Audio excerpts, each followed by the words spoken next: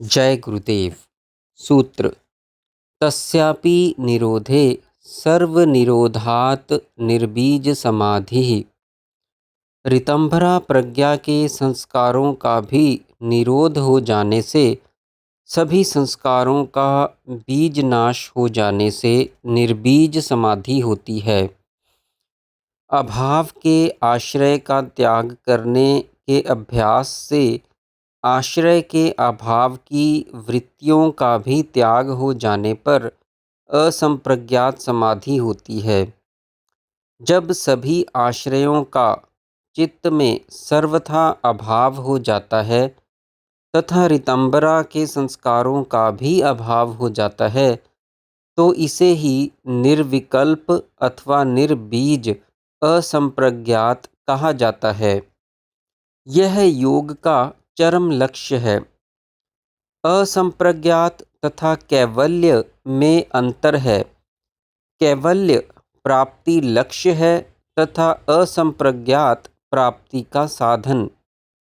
बार बार असंप्रज्ञात का प्रवेश साधक की कैवल्य में स्थिति स्थापित कर देता है। वही निर्बीज असंप्रज्ञात है। साधारणतया धारणा यह है कि योग दर्शन में समाधि की जिन स्थितियों का वर्णन किया गया है, वे सभी केवल यत्न अभ्यास साध्य ही हैं तथा शक्ति जागृति अथवा कुंडलिनी का इस शास्त्र में कहीं उल्लेख ही नहीं किया गया है। इसलिए पाठकों साधकों से अनुरोध है कि वे प्रथम पाद के सूत्र 29 का अधिक से अधिक चिंतन करें। योग दर्शन के अंतिम सूत्र में भी चित्ती शक्ति इति का कुछ संकेत है।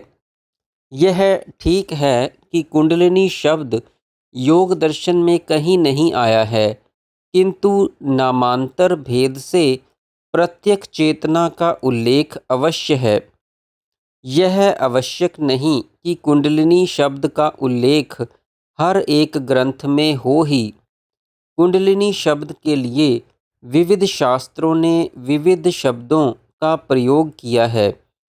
जैसे भक्ति ग्रंथों में आह्लादिनी, वेदांत में प्रज्ञान, मंत्र शास्त्रों में मंत्र चैतन्य शब्द का प्रयोग किया गया है। कुंडलिनी शब्द मुख्यतया हठ योग का शब्द है।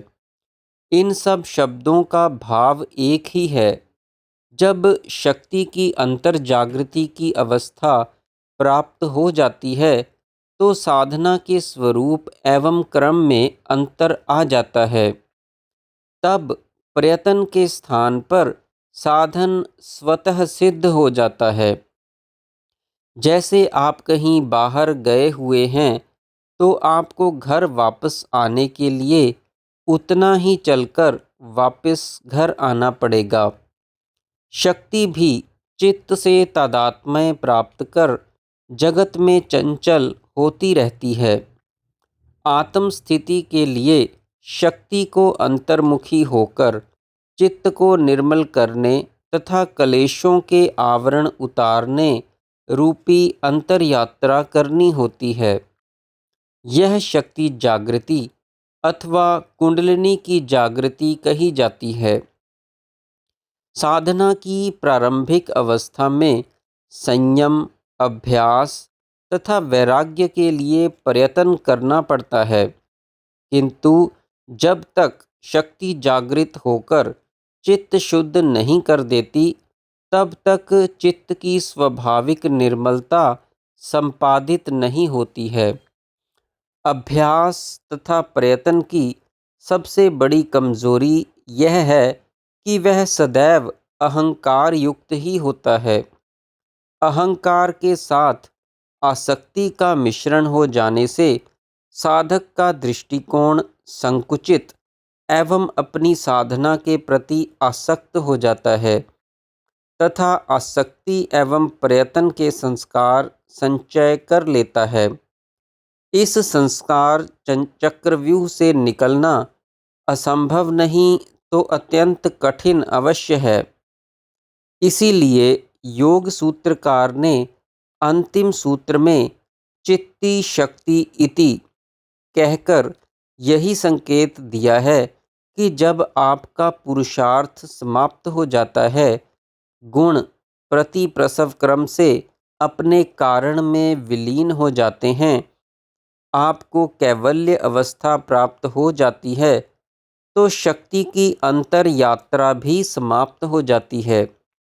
उसके पास कोई कार्य शेष नहीं रहने से उसकी क्रियाओं की भी इति हो जाती है। याद रहे कि चित्ती शक्ति की कभी इति नहीं होती। हाँ, उसकी वैयक्तिक स्तर पर क्रियाओं की इति हो जाती है। भगवती शक्ति युगों युगांतरों से जीवों के कल्याण का कार्य करती चली आ रही है। फिर ईश्वर प्रणिधान तो सबसे अधिक महत्वपूर्ण साधन है, जिसका विस्तार योग दर्शन में सभी जगह कहीं प्रत्यक्ष तो कहीं अप्रत्यक्ष फैला हुआ है। यह साधन प्रत्यक्ष चेतना की जागृति से आरंभ होता है, फिर अंतरायों से युद्ध कर उन्हें परास्त करता है, फिर कलेशों को तनु करता है तथा अंत में समाधि की सिद्धि तक जाकर इसकी अंतर यात्रा समाप्त होती है। शक्ति की जागृति के बिना ईश्वर को धारण कैसे किया जा सकता है?